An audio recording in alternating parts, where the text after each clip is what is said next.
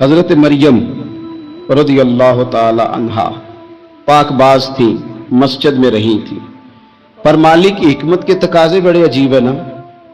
پھر جناب مریم کو اللہ تعالیٰ نے بغیر شوہر کے اولاد عطا کر دی۔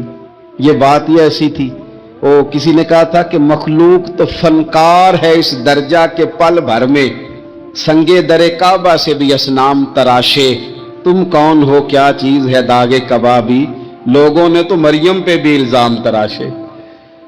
تو لوگوں نے کہا کدھر سے لے آئی بچہ، تیرا باپ تو ایسا نہیں تھا، کہاں سے لے آئی؟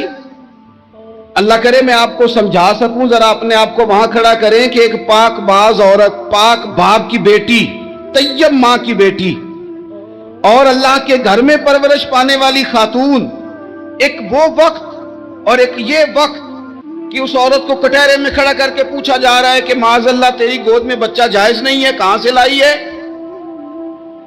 اب خود سے صفائیاں بندہ کتنی کو دے، کتنی کو وضاحتیں کرے۔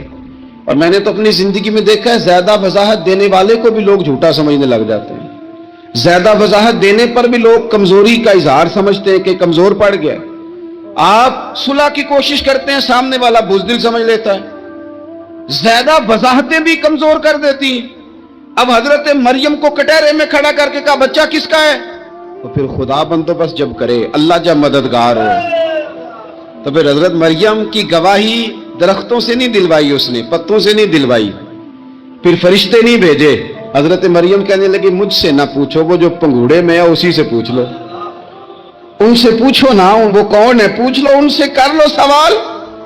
انہوں نے کہا پنگوڑے میں چند دنوں کا بچہ یہ جواب دے گا؟ مددگار تھا رب،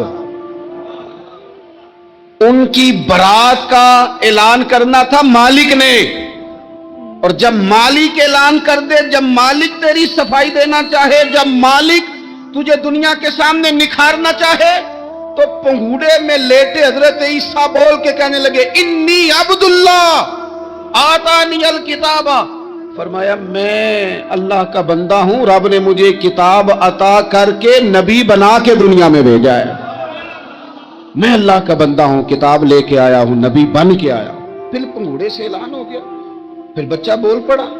اور یہ ایک دفعہ نہیں بات ہوئی، یہ بنی اسرائیل میں ایک جریج نام کے شخص بھی تھے جو نماز پڑھ رہے تھے، بعض نے لکھا ہے نفل نماز تھی، اماں نے پکارا تو آئے نہیں، تو ماں کے منہ سے نکل گیا تو اتنی دیر تک مرے گا نہیں جب تک کسی بے حیا عورت کا منہ نہ دیکھ لے۔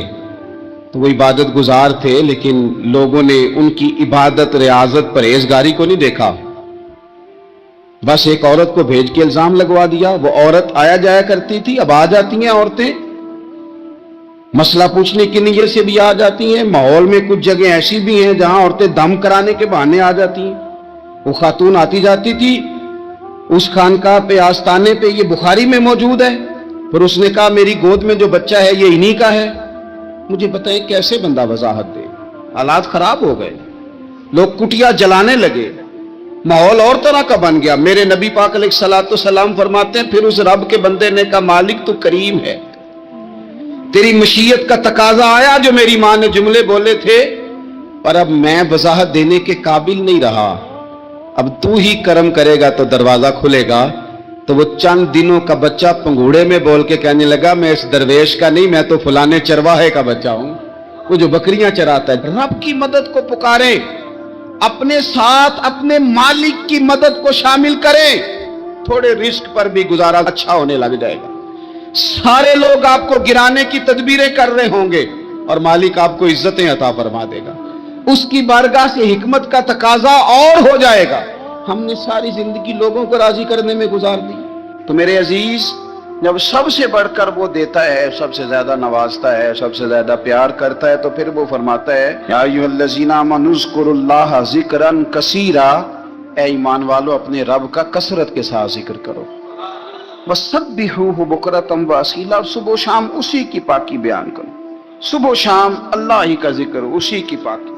بہت زیادہ تفصیلات نہیں، لمبی ڈیٹیل نہیں، صرف آپ اتنا تجربہ کر لیں کہ ہم دن میں اپنی تعریف زیادہ کرتے ہیں یا اپنے رب کی تعریف زیادہ کرتے ہیں، ہمارا اپنے آپ کو سجانے سنوارنے میں خیال زیادہ رہتا ہے یا رب کی رضا پہ توجہ زیادہ رہتی ہے۔ ہمارا اب یہ مزاج بن گیا ہے کہ ہر چیز سے گھیر گھار کے ہم اپنے آپ پر ہر چیز کو لے آئے ہیں.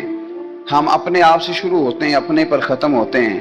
میرے رسول پاک صلی اللہ علیہ وسلم نے فرمایا جو اللہ کا ذکر کرے اور جو اللہ کا ذکر نہ کرے، مثل الحی والمیت، ان کی مثال اس طرح ہے جس طرح زندہ اور مردہ کی ہوتی ہے.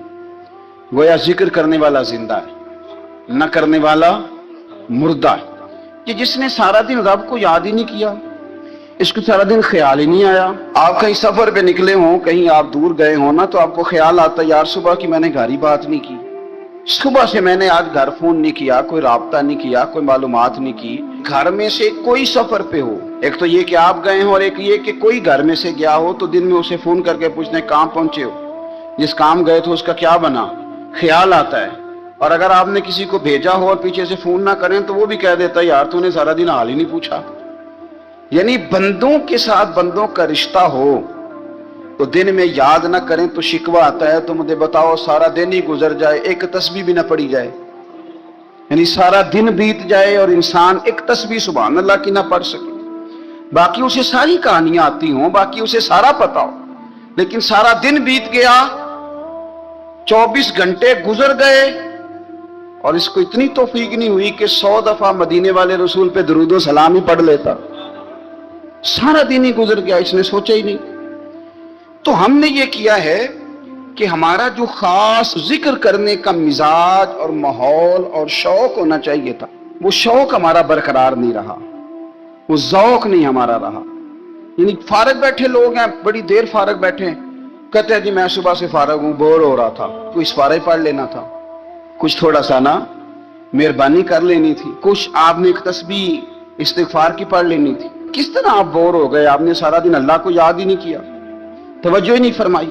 اور پھر اگر آپ اللہ کا ذکر کریں اور جس صفاتی نام کے ساتھ آپ اپنے رب کو یاد کر رہے ہیں اس کا معنی سمجھ کے کریں، یا رحمانو یا اللہ، یا رحمان یا رحمان یا رحمان، جب آپ کہیں گے تو پھر عرش کا مالک بڑی رحمت نازل فرمائے. جب آپ کہیں گے یا کریم یا کریم یا کریم، تو پھر وہ کرم کے دروازے کھول دیتا ہے. آپ کا ایک خاص رنگ ہو. میرے نبی پاک صلی اللہ تعالی علیہ وسلم نے ارشاد فرمایا کہ تم نہ دنیا میں رہ کے مجھ پہ درود و سلام پڑھو. فرمایا قیامت میں جب تمہارا دشوار گزار گھاٹیوں سے گزر ہوگا نا، یہاں تم بیٹھو گے سوگ کے ساتھ درود پڑھو گے، لیکن فرمایا قیامت والے دن جب تمہیں دشوار گزار اور سخت راستوں سے گزرنا پڑے گا نا، تو دنیا میں سکھ کے ساتھ پڑا ہوا درود و سلام وہاں تمہارے لیے نور بن جائے گا اور تمہیں رستہ دکھائے گا. تمہارا درود و سلام تمہیں ذوق دلائے گا. اور میں نے ایسے لوگ بھی دیکھے دین کے لیے وقت گزارا، لیکن جب بڑھاپے میں دانت کام نہ کرتے تھے تو وقت کے مفتیوں کو بھی مسجدوں